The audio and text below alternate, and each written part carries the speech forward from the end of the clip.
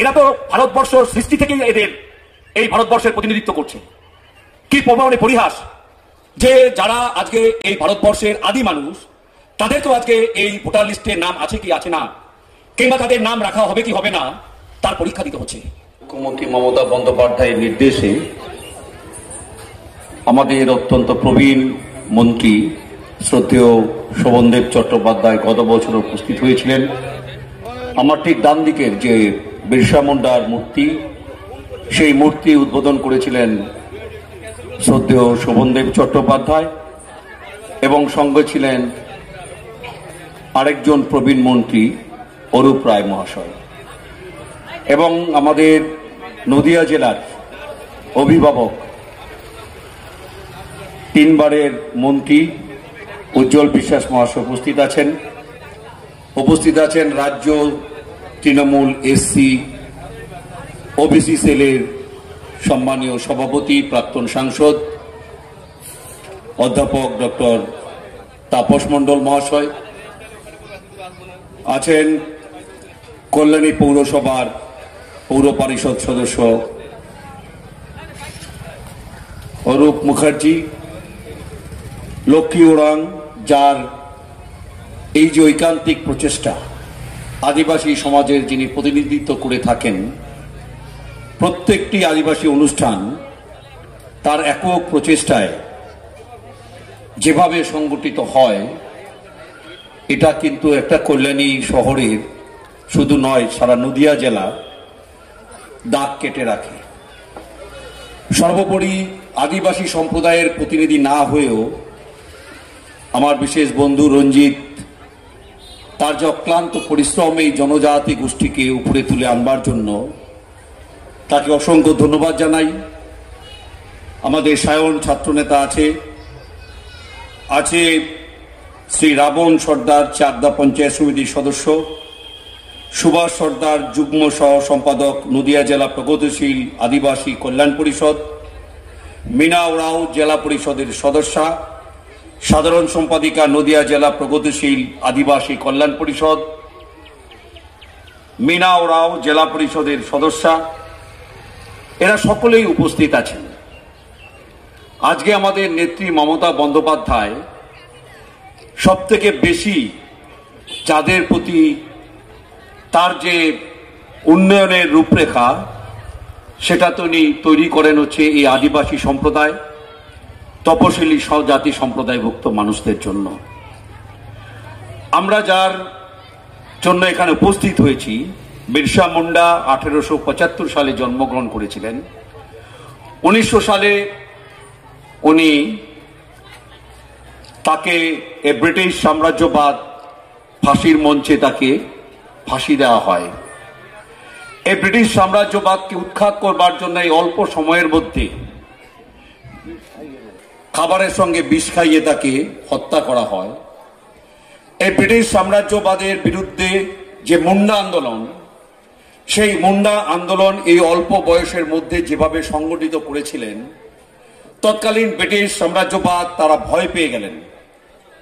আবার যদি আমরা লক্ষ্য করি, দেখবেন এই অল্প বয়সেরই আমাদের আরেকজন বিপ্লবী, সেটা হচ্ছে ক্ষুদিরাম বসু, দেখবেন ঠিক একই অল্প বয়সে তাকেও ফাঁসির মঞ্চে দাঁড়াতে হয়েছিল এই ব্রিটিশ সাম্রাজ্যবাদকে উৎখাত করবার জন্য।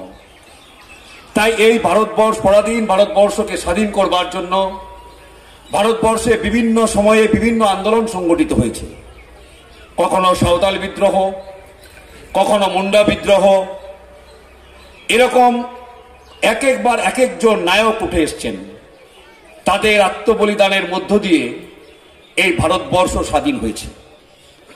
কিন্তু স্বাধীনতার ৭৭ বছর পরেও আমরা যখন লক্ষ্য করি যে আদিবাসী ভাই বোনদের যে দাবি, তারা এই দেশের হচ্ছে এক প্রকৃতপক্ষে এই ভারতবর্ষের যদি প্রথম নাগরিক হয়, তাহলে সেটা হচ্ছে এই সাঁওতালি সম্প্রদায়ভুক্ত আদিবাসী সম্প্রদায়ভুক্ত যারা মানুষ। আজকে যে নিবিড় ভোটার তালিকা সংশোধিত হচ্ছে, তাদেরকে আবার পরীক্ষা দিতে হবে যে তাদের 2002 সালে নাম ছিল কিনা, তাদের আজকে 25 সালে নাম আছে কিনা। এরা তো ভারতবর্ষ সৃষ্টি থেকেই এদের এই ভারতবর্ষের প্রতিনিধিত্ব করছে।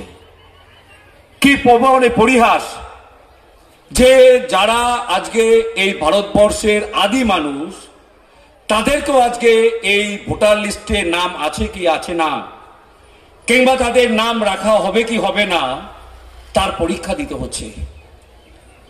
তাই খুব স্বাভাবিক নিয়মেই যখন আমরা এই ধরনের পরিকল্পনা দেখি আমরা অবাক হই যে যারা এই যে আইন প্রণয়ন করছে এবং এই আইনকে যারা রূপায়িত করছে তাদের ভাবনার মধ্যে সেই সরলতা নেই, ভাবনার মধ্যে সেই ভাবনাও নেই যে যারা ভারতবর্ষের সৃষ্টি থেকে আদিম থেকে কয়েক পুরুষ তারা এখানে বসবাস করছে তাদেরও পরীক্ষা দিতে হচ্ছে।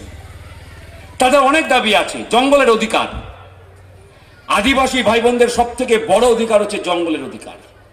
ছোটনাগপুরের মালভূমি, ছত্তিশগড় থেকে আরম্ভ করে মধ্যপ্রদেশের অংশ, পুরুলিয়া, বাঁকুড়া, মেদিনীপুরের অংশ, ঝাড়গ্রামের অংশ, এই যে আদিবাসী সম্প্রদায়ের মানুষ তাদের জঙ্গলের অধিকার থেকে আজকে বঞ্চিত হচ্ছে। দেখবেন শিল্পায়নের নামে, আরবায়নের নামে আজকে তাদের যে অধিকার সেই অধিকার থেকে তারা বঞ্চিত। তাদের 1 নম্বর অধিকার আমাদের জঙ্গল ফিরিয়ে দিতে হবে। জঙ্গল ফিরিয়ে দিলে শুধু আদিবাসী সম্প্রদায় উপকৃত হবে না, পুরো সমাজ উপকৃত হবে, পরিবেশ উপকৃত হবে। আজকে তাদের যে দাবি সেই জঙ্গল কমে যাওয়ার জন্য একদিকে যেমন আদিবাসী ভাই বোনদের সমস্যা তৈরি হচ্ছে, তেমনি দেখবেন যে পরিবেশ দূষণ হচ্ছে এই জঙ্গলের অধিকার আপনাদের থেকে কেড়ে নেওয়ার জন্য। খুব স্বাভাবিক নিয়মেই বিরসা মুন্ডার যে সংগ্রাম, সেই সংগ্রামের ইতিহাস প্রতিটি পাতায় পাতায় লেখা আছে। আজকে লক্ষ্মী ওরাও যেভাবে প্রতি বছর এই বিরসা মুন্ডার জন্মদিবস পালন করে, গত বছর 60 শতবর্ষ গেছে, এবছরে 151তম বর্ষে পশ্চিমবঙ্গ সরকারের মাননীয় মন্ত্রীরা উপস্থিত হয়েছেন। মাননীয় মুখ্যমন্ত্রীর নির্দেশ মতন এবং সমস্ত নেতৃত্ব থেকে আরম্ভ করে আদিবাসী সম্প্রদায়ের সমস্ত মানুষকে আমি আরেকবার নমস্কার, ধন্যবাদ জানিয়ে বক্তব্য শেষ করছি। সবাই ভালো থাকবেন, সুস্থ থাকবেন। জয় হিন্দ, বন্দে মাতরম। তৃণমূল কংগ্রেস জিন্দাবাদ, মমতা বন্দ্যোপাধ্যায় জিন্দাবাদ, অভিষেক বন্দ্যোপাধ্যায় জিন্দাবাদ, বিরসা মুন্ডা জিন্দাবাদ।